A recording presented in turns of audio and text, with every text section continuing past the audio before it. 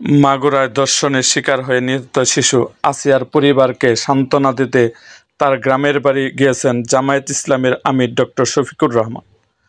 আজ শনিবার সকাল 11টার দিকে শ্রীপুর উপজেলার জারিয়া গ্রামে পৌঁছেন তিনি।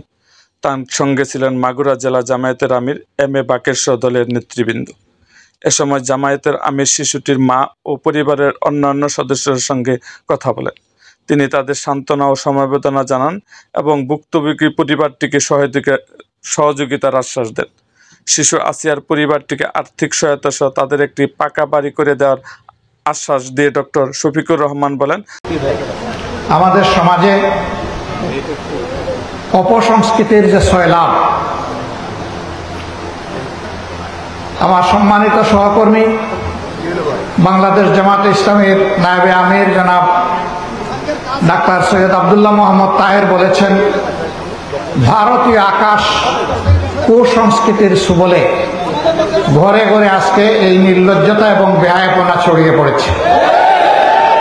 জামায়াত সবসময় এই পরিবারের পাশে থাকবে এবং সব ধরনের সহযোগিতা করবে।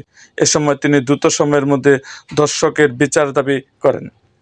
এরকম আরও ভিডিও পেতে এবং রাজনৈতিক অঙ্গনের নানা ঘটনা ও ইতিহাস জানতে আমাদের মুক্তাগাছার ইতিহাস মিডিয়া ইউটিউব চ্যানেলটিকে সাবস্ক্রাইব করুন এবং পাশে থাকা বেল আইকনটি বাজিয়ে দিন।